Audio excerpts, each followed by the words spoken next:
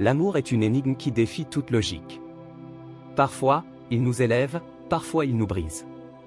Si vous avez déjà été ignoré par quelqu'un qui comptait pour vous, vous savez à quel point cette expérience peut être déroutante.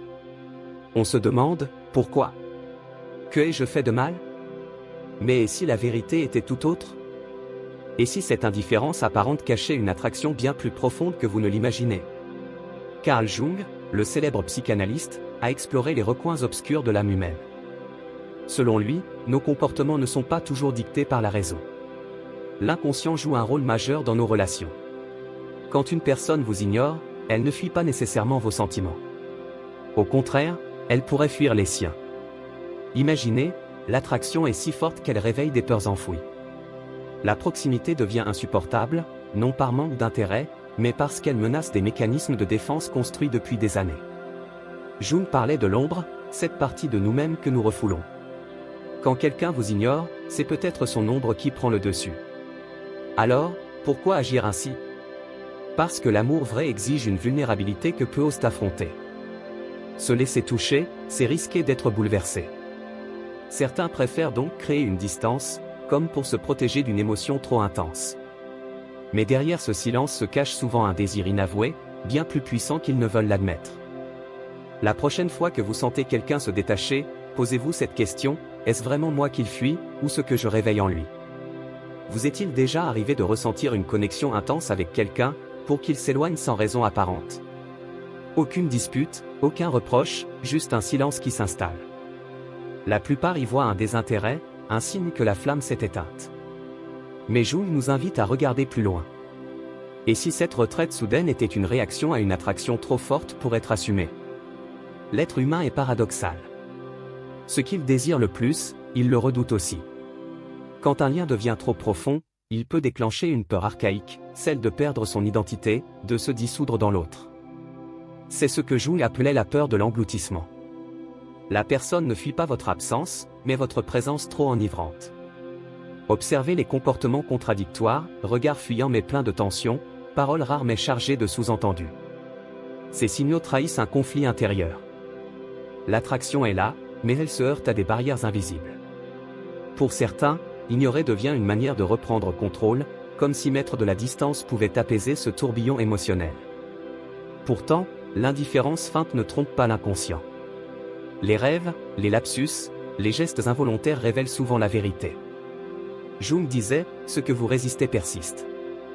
En essayant d'étouffer ces sentiments, on ne fait que leur donner plus de puissance. Alors, que faire face à ce silence? Comprendre qu'il n'est pas un rejet, mais l'écho d'une bataille intime. Parfois, le cœur a besoin de temps pour accepter ce que l'esprit craint. Lorsque l'attraction devient insoutenable, certains esprits construisent des murs là où d'autres bâtissent des ponts. Vous avez peut-être remarqué ce phénomène déconcertant, plus vous montrez de l'intérêt, plus l'autre se replie. Ce n'est pas un jeu de séduction, mais un réflexe archaïque. Jung expliquait que notre psyché possède des systèmes d'alarme sophistiqués qui se déclenchent face à ce qui nous ébranle trop profondément. Prenez l'exemple des souvenirs d'enfance. Un individu ayant vécu l'abandon peut développer une réaction étrange, il est irrésistiblement attiré par l'amour, mais s'enfuit dès qu'il se sent en sécurité. Ce n'est pas vous qui le repousse, mais sa propre peur de revivre une douleur ancienne. Son inconscient associe intimité et danger, créant ce comportement apparemment illogique. Les neurosciences modernes confirment cette dualité. Lorsque nous éprouvons une vive attraction, notre cerveau limbique, siège des émotions, et notre cortex préfrontal, siège de la raison, entrent en conflit. La personne qui vous ignore est peut-être littéralement en lutte contre elle-même, son désir ardent combattu par ses mécanismes de protection. Jung aurait ajouté une dimension spirituelle à ce dilemme. Dans toutes les traditions, l'amour véritable demande un sacrifice, celui de nos armures. Celui qui vous évite accomplit sans le savoir un rituel universel, il affronte ses démons intérieurs avant de pouvoir s'offrir complètement. Sa retraite n'est donc pas une fin, mais peut-être le commencement d'une transformation. Comme la chenille doit connaître l'obscurité du cocon avant de devenir papillon, certains cœurs ont besoin de cette solitude passagère pour mûrir. Cette personne qui semble vous rejeter traverse peut-être ce que Jung nommait la nuit noire de l'âme. Un passage obligé où toutes ses certitudes vacillent. Imaginez, chaque fois que vous êtes près d'elle, elle ressent cette chaleur envoûtante qui fait fondre ses défenses. Son inconscient perçoit votre présence comme une révolution intérieure trop puissante à affronter. Les mythologies anciennes regorgent de ces figures qui fuient l'amour pour préserver leur équilibre. Comme la nymphe Écho, condamnée à répéter les mots des autres mais incapable d'exprimer ses propres sentiments.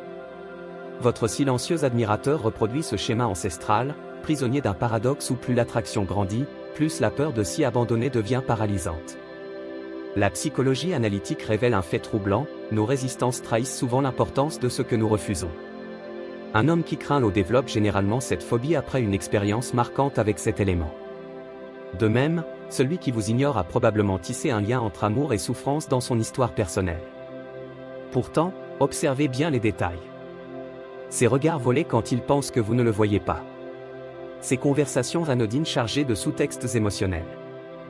Ces coïncidences qui le ramènent toujours vers vous. L'inconscient ne connaît pas le hasard, seulement des vérités qui s'expriment malgré nous. Jung disait, quand un inner drame ne se joue pas consciemment, il se produit dans la réalité sous forme de destin. Peut-être votre attirance mutuelle est-elle trop intense pour rester à la surface, elle exige d'être vécue dans toute sa profondeur ou pas du tout. Dans le théâtre de l'âme, l'absence joue parfois un rôle plus éloquent que la présence. Cette personne qui vous évite accomplit sans le savoir un rituel jungien, elle vous intègre progressivement à sa psyché. Jung observait que nous assimilons lentement ce qui nous bouleverse, comme si l'esprit nécessitait des temps de digestion émotionnelle. Les contes traditionnels nous enseignent cette sagesse, la belle fuyant la bête, Psyché quittant héros. Ces récits symbolisent le recul nécessaire avant l'engagement total.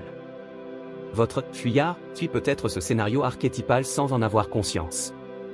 Son éloignement momentané ne signifie pas qu'il vous oublie, mais au contraire qu'il vous intègre à son monde intérieur. Les neurosciences contemporaines confirment ce phénomène. Pendant les périodes d'absence, notre cerveau active un processus appelé consolidation mémorielle, les souvenirs liés à des émotions fortes s'ancrent plus profondément. Ainsi, chaque fois qu'il vous évite, il renforce paradoxalement votre place dans son esprit. Jung aurait vu dans cette dynamique le jeu des opposés, attraction et répulsion formant un tout cohérent. Comme l'aimant qui attire et repousse tour à tour, certains cœurs oscillent naturellement entre rapprochement et distance. Ce n'est pas de l'indécision, mais le rythme même de leur métabolisme affectif. La prochaine fois que vous croiserez son regard fuyant, souvenez-vous, ce qu'il ne dit pas avec des mots, son âme le crie à travers ce silence éloquent. Certaines présences s'affirment justement par leur absence temporaire. L'attraction qui se cache derrière l'évitement obéit à une logique que la raison ne saisit pas. Jung parlait de l'âme sœur, non comme d'un idéal romantique, mais comme d'un miroir reflétant nos parts ignorées. Lorsque quelqu'un vous fuit tout en étant attiré, c'est souvent parce que votre présence révèle en lui des aspects qu'il n'est pas encore prêt à reconnaître. Les traditions anciennes connaissaient ce paradoxe. Dans les mystères d'Éleusis, les initiés devaient traverser des épreuves de solitude avant d'accéder à la lumière. Votre absence suit peut-être ce chemin initiatique à son insu. Son retrait n'est pas un refus de vous, mais un nécessaire passage par le désert avant de pouvoir s'abreuver pleinement à la source. La psychologie des profondeurs nous apprend que les résistances les plus farouches trahissent souvent les connexions les plus significatives. Un patient en analyse peut mettre des mois à aborder un sujet précisément parce qu'il le touche au plus vif. De même, celui qui vous ignore manifeste par son silence l'importance que vous avez prise dans son paysage intérieur. Observez les signes cachés, ces livres qu'il laisse traîner et qui parlent de vos passions, ces chansons qu'il écoute et qui résonnent avec votre histoire commune. L'inconscient s'exprime par symboles interposés. Jung y voyait la langue des rêves éveillés, un message chiffré que seule l'âme du destinataire peut décrypter. Si vous savez patienter sans renoncer, sans forcer, vous lui offrez l'espace dont il a besoin pour faire son chemin vers vous. Car l'amour vrai ne s'impose pas, il attend à la porte jusqu'à ce qu'on lui ouvre librement. L'ultime paradoxe de l'attraction réside peut-être dans cet adage jungien, ce à quoi nous résistons persiste, ce que nous embrassons se transforme. Celui qui vous fuit aujourd'hui accomplit malgré lui un pèlerinage intérieur dont vous êtes à la fois le but et le catalyseur. Son silence n'est pas un vide, mais un espace de gestation. Les alchimistes cherchaient à transformer le plomb en or. Jung y voyait une métaphore de notre psyché, les relations difficiles sont nos nigredo, ces étapes obscures mais nécessaires à la transformation. Votre fuyard est peut-être en train de vivre son propre processus alchimique, où l'attraction ressentie devient le mercure qui dissout ses vieilles peurs. Les études en psychologie relationnelle montrent que les couples les plus solides sont souvent ceux qui ont su traverser ces phases de distance constructive. Comme si l'espace temporaire permettait à chacun de digérer l'intensité du lien avant de s'y engager pleinement. Votre absence dans sa vie actuelle pourrait bien être le creuset où se forge son futur retour. Mais attention, cette attente ne doit pas être passive. Jung insistait sur l'importance de travailler sur soi pendant ces périodes de latence. Tandis qu'il chemine dans l'ombre, votre propre croissance continue est essentielle. Cultivez votre jardin intérieur, sans obsession ni amertume. Car lorsque deux âmes évoluent séparément avant de se retrouver, leur rencontre n'en est que plus riche. La prochaine fois que vous croiserez son regard furtif, souriez intérieurement. Vous savez désormais que dans le grand théâtre des relations humaines, certaines attractions s'expriment d'abord par leur contraire. Et comme le disait Jung, rien n'influence plus un être humain que le non-dit. Votre patience et votre compréhension pourraient bien être la clé qui libérera enfin ce qui doit être dit.